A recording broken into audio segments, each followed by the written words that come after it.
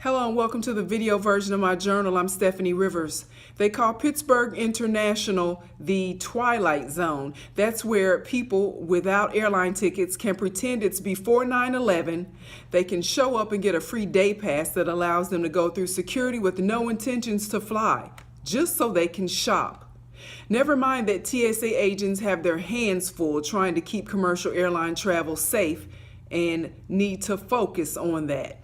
At hotels nationwide, it might as well be the Twilight Zone because you can check into a hotel with 10 suitcases full of ammunition and guns secretly, and nobody will ask you any questions about that.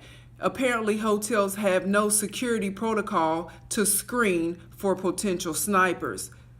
But if I want to start a company and walk dogs and provide other services for pets, I have to have a certification for that. Some states require dog walkers to have a certification in what, I'm not sure, and they want them to hold $1 million bond just in case a dog owner sues the company for, I don't know, the dog getting traumatized during the walk. I'm not sure.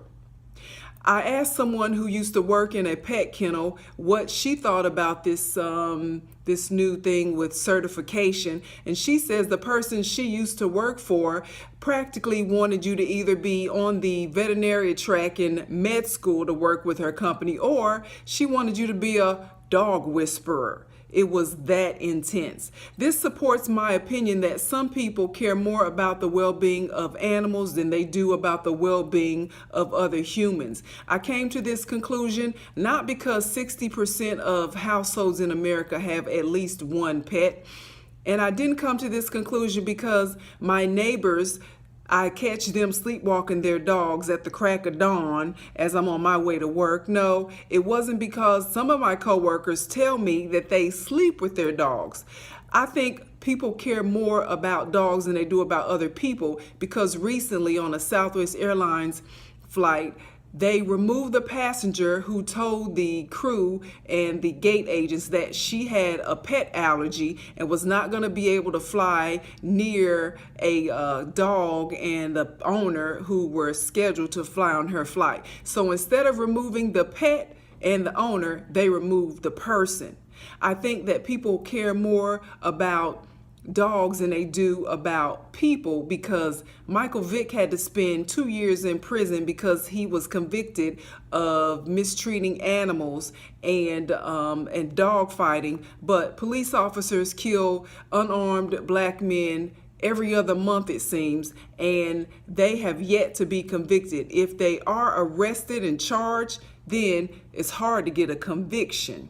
So that's why I think more people care about the well-being of animals than they do about the well-being of their fellow man. And if you're like some of these NFL players who have the guts to protest and take a knee during the playing of the national anthem, you are called by the President of the United States expletives. And if you are a white nationalist who is a violent protester, you're called very decent people. So it seems to me certain people get the respect that they might deserve while others get no respect even when they deserve it.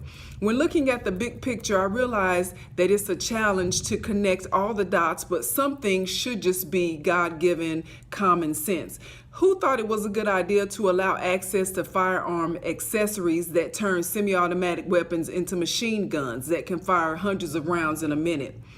Probably the gun activists who moonlight as members of Congress are pushing easier access to silencers and armor-piercing bullets. That's who probably thinks it's a good idea.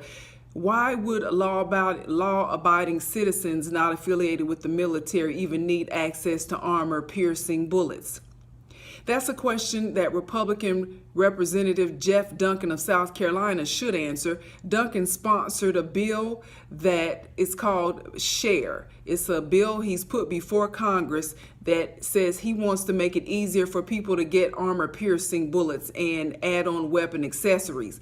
Now, at first glance, the SHARE bill sounds civil enough, but it stands for Sportsmen's Heritage and Recreational Enhancement Act. But once you start looking into what the act really is about, then you would see that it's really not in the best interest of anyone, probably but Duncan's pockets and the NRA maybe, or the gun makers maybe, to have the bill become a law.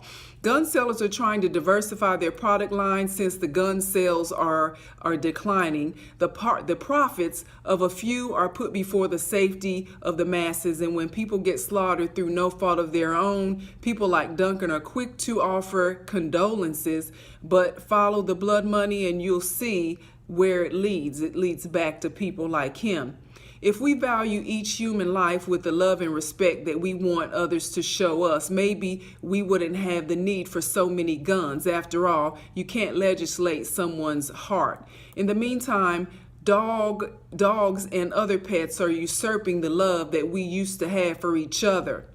And if you're one of those fast food workers who was picketing and protesting about getting a raise, you might want to look into dog walking, because certified dog walkers, they make anywhere from $15 to $25 an hour.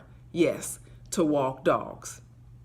To find out more about the things that I care about, go to the written version of my journal. It's at eurweb.com. Thanks and have a super day.